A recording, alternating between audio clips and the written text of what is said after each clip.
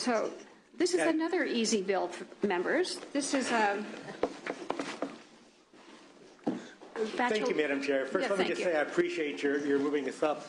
Chancellor Carroll, the Chancellor of San Diego Community College District, has a plane to catch for meeting this afternoon back in San Diego, so we appreciate that.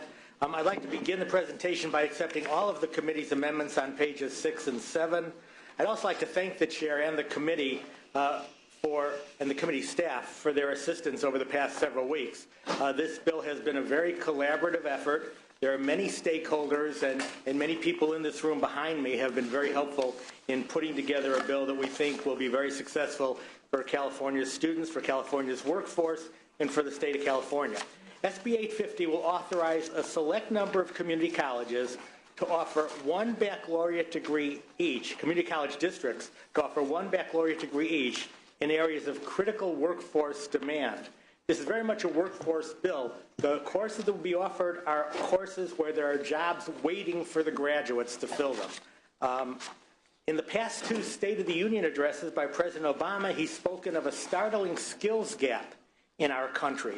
There are over 4 million jobs nationally that remain unfilled, not because we don't have a workforce to meet the demand, but because we don't have the right workforce to meet the demand, the right workforce with the right training.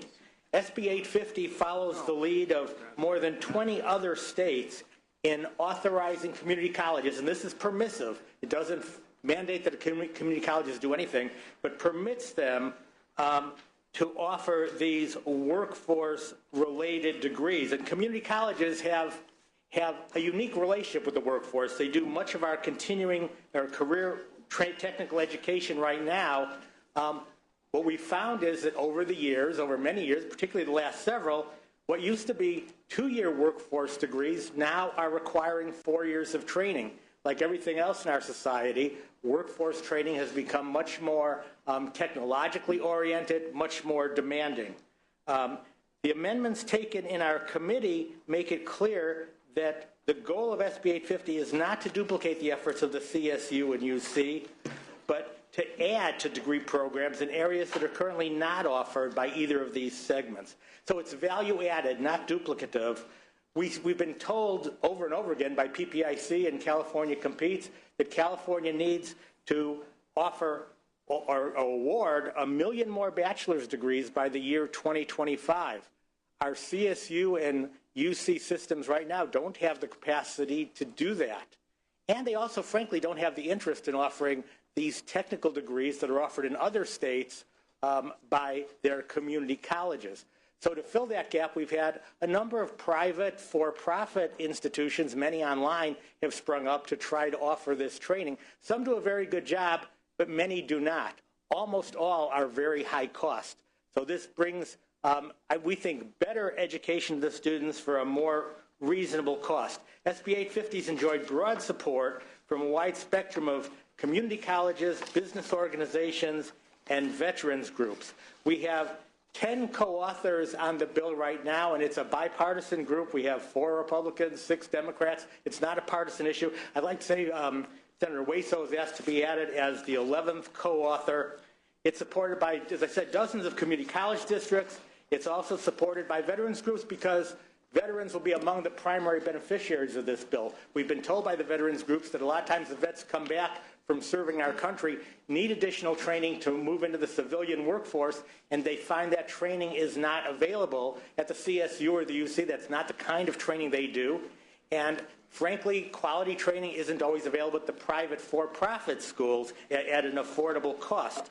So AMVETS, the American Legion, the Veterans of Foreign Wars, all of the California chapters of these veterans organizations and others support this bill. In addition, the business community supports this bill. They're the ones who know the workforce need. So the Silicon Valley Chamber, the San Diego Chamber, Lake Tahoe, Oceanside Chambers, all these chambers and many others support the bill as well. With me to speak in more detail about the bill is Dr. Constance Carroll, Chancellor of the San Diego Community College District, Doug Houston, Chancellor of the Yuba Community College District, and other representatives. Thank you. Thank you, Chair Liu and members of the committee. We're here to ask you to vote aye on this important bill.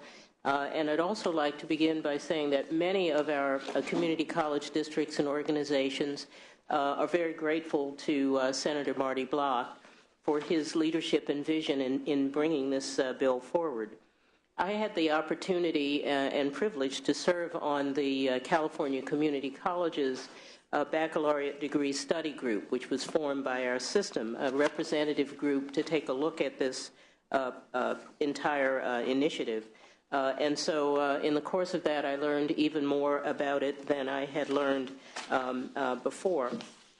And there are 3 points I would like to make today, briefly. The first is the reason that we're here, the reason for this bill, is that industry standards have changed. It's not because community colleges want to do things differently.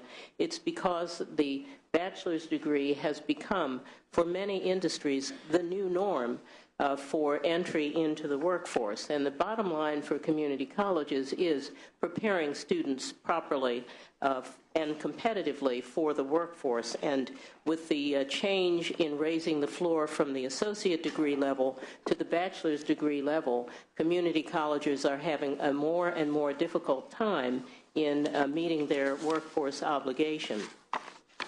There are some examples I can share briefly. Fields like dental hygiene, radiologic technology, administration of justice, health information science or informatics, physical therapy, automotive technology, nursing, and many others are now requiring the bachelor's degree as the entry point to the workforce. And that's why we feel that we must address it. Second, we find ourselves in a situation in which the public post-secondary institutions do not have, in many cases, bachelor's degrees in these fields at all. Or in 1 or 2 cases, if they do, they are in woefully inadequate numbers and capacity. For example, dental hygiene, which is a very important program for students and now requires a bachelor's degree, has no public universities that offer a bachelor's degree in dental hygiene. Automotive technology, there are no public universities that offer that field. And in some of the others, there may be 1 or 2, but nowhere near meeting the capacity necessary in order to admit our students. So what happens to students when they cannot find a bachelor's degree? Well, what happens to them is that if they are able to leave the state of California to go to Nevada or Arizona, they do. But in most cases, our students are working geographically grounded in geographically grounded families, and they're not able to move. So what happens to them is they pursue for-profit institutions and, in some cases, nonprofit in order to complete their degrees. That then adds another $30,000 to $50,000 of cost for them, simply because the public sector does not offer what is needed now as preparation for the workforce. The third point I'd like to make is that this may be a new idea for California, but it's not a new idea in the United States. 21 states have already addressed this issue and authorized their community colleges to offer bachelor's degrees in workforce areas. And let me just share a few, and the dates of their approval are very interesting. New York in 1970, Utah 1992, Florida 1997, Nevada 1998, Texas 2003, Washington State 2005, Wisconsin 2010, Illinois 2012, and the most recent was Colorado in 2014. And as we are here today, the state of the North Carolina legislature is also considering doing this because of the workforce needs in North Carolina. So the bottom line is we hope that you will support this workforce initiative, which is what it is, by supporting a pilot program that will provide information, will provide opportunity, and move our state forward in this important way. As Senator Block has said, this idea has enormous support from many community college districts, from chambers of commerce, from local newspapers. It's an idea whose time has come, we believe, in California, because it's an idea about students, it's an idea about jobs for students, and it's an idea about the California economy and its need for improvement. So thank you very much for your time and consideration, and we urge you to vote aye.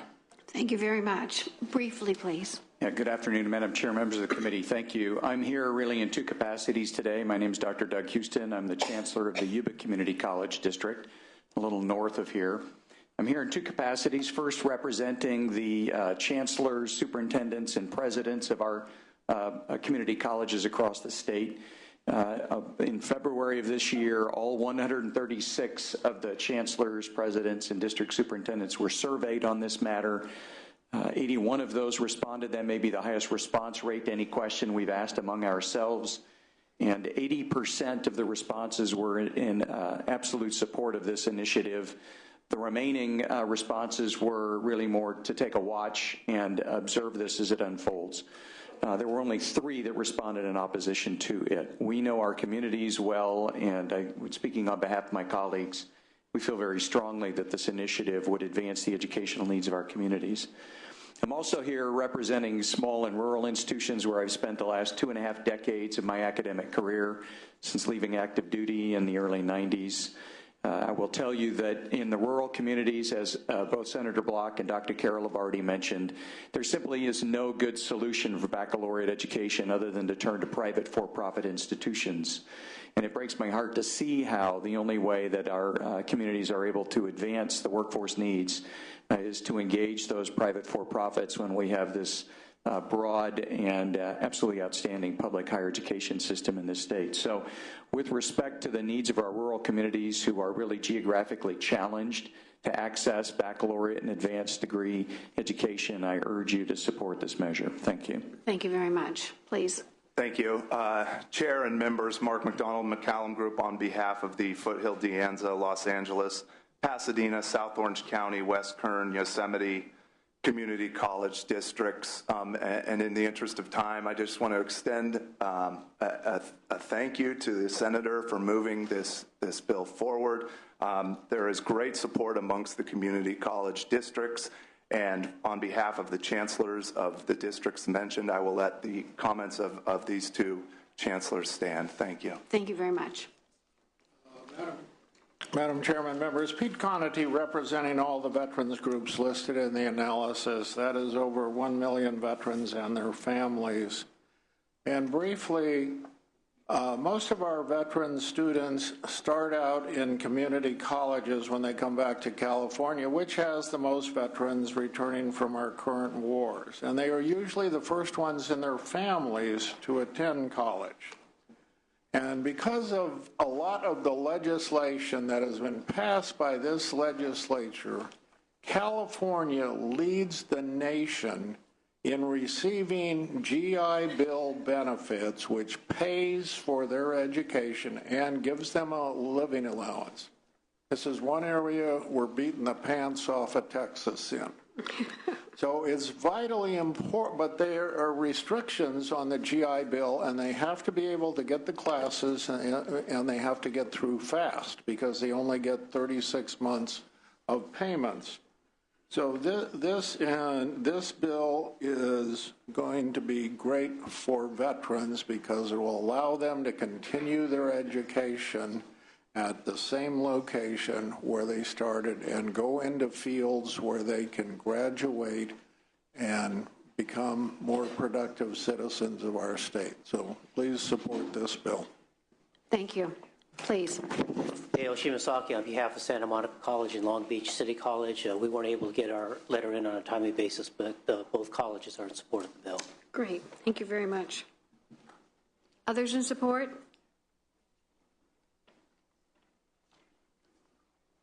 Good afternoon. Martha Alvarez on behalf of the San Diego Unified School District. In the interest of time, I'll just echo the comments made by previous speakers. We think the time is now to provide this targeted pilot program. We thank the Senator for his leadership on this issue, and we urge your support. Thank you. Good afternoon. Lizette Navarrete on behalf of the CEOs and the trustees of the California Community College Boards of the Community College League in strong support. Thank you. Thank you. Madam Chair, Manny Diaz on behalf of San Jose City College and Evergreen Community College based in Silicon Valley.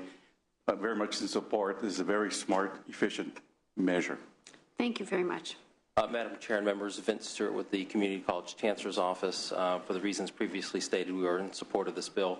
I would like to thank Senator Block for his leadership on this issue and also thank the Chair and the committee for the amendments offered on this bill. Thank you. Thank you. Jeff Tartagia. As 50 years ago, there was vocational programming. This is a start. More needs to be done, and more should come up in the future. Thank you. Good afternoon. Marshall Alameda speaking on behalf of the Contra Costa Community College District, from Chancellor Helen Benjamin on down to all the presidents and the Academic Senate at Contra Costa College. We support this bill and thank Senator Marty Block and thank the committee for their consideration. Thank you very much. Madam Chair, Andrew Martinez with the California State University. We don't have a position on this bill at the present time, but we do want to thank the author and the committee staff for the work on the bill and the direction of the bill with the amendments. We look forward to working with the author as the bill moves forward. We do want to recognize two issues that we'd like to continue working on as the bill progresses. One is the need for a regional look at workforce development. And the other issue is having a better description or definition of applied as the bill progresses. Thank you. Okay. All right. Thank you very much.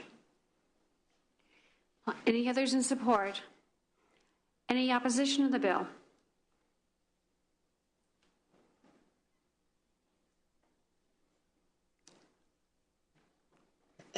Good afternoon. I'm Jennifer Baker with the California Teachers Association, and we do have an opposed position on the measure. I do want to express our gratitude to Senator Block and his staff for the tremendous outreach that they have done and taking the time to listen to our concerns. While the inclusion of the staff recommendations in the committee analysis does certainly help to move the bill in a more positive direction, and we're extremely appreciative of that, unfortunately, it doesn't remove our opposition. We do have a few key points and then overall philosophical principles that are steering our opposition to the bill. The most broad aspect is the shifting of the mission of the community college system. While I understand it's the author's intent not to move the actual mission of the community colleges into a different direction, this does begin to open the door. And because we're trying to come back from the past decade of budget cuts, we really want to make sure that there are adequate resources to support existing community college students. And because the aspect of a funding mechanism hasn't been fully addressed, and while we know this committee is not the committee that will be analyzing that, we're concerned over the overall funding plan. In addition, there are a few other issues that certainly haven't been caused by Senator Block nor this measure, but we have had just a few accreditation issues within the community college system that are being discussed quite frequently. We're concerned about the adequacy of, first of all, how accreditation would take place, and additionally, the capacity for the ACC to properly look at accrediting issues if this bill were to become law.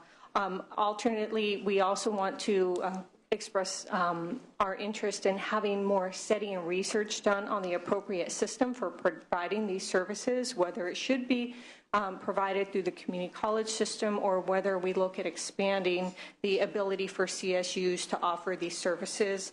With that, we'll continue to look forward to having very constructive conversations with the Senator's office. Thank you very much. Andrew York on behalf of the Faculty Association of California Community Colleges. I won't agree with many of the comments that my colleague Jennifer Baker made, especially thanking for the committee staff for the recommendations. We also feel that it's moving the bill in a more positive direction. I think that we should still be looking at exploring contract education and the ability for employers to directly invest into their own employees and improving their education and look forward to more conversations, but at this time we remain opposed. Thank you. Okay, thank you. In opposition? No. Madam Chair, members of the committee, Stephanie Roberson on behalf of the California Nurses Association. With the amendment set forth in the analysis, CNA is officially removing their opposition. So appreciate working with Senator Block and look forward to further conversations on this critical issue. Thank you. Thank you very much. Any other comment? Opposition? Seeing none. Senator Block, would you like to respond to any of the comments that folks have made? Sure, I'll address a few things. The last comment made by FAC about contract education, that is the power that community colleges already have, and in fact in San Diego a great deal of contract education is done with our military bases. We think this could be done as well. But the important thing is when we say contract education, we're not talking about contracting out faculty work. We're talking about businesses paying on a contractual basis for community college faculty to train the community college students to work in those businesses. So want to be clear about that. With regard to concern about mission and funding, we are looking with the Chancellor's Office and others on several funding mechanisms. We think that the program can largely be self-sustaining by charging students for upper division courses, those courses not offered currently at the community college, more money than they're now paying at the lower division courses, but still less than they pay at the CSU, and far less than students and our veterans and others are paying for some of the private proprietary colleges where which are the only alternative they have right now for many of these majors. So we're pretty confident we can find a funding mechanism that takes not $1 away from the traditional community college mission.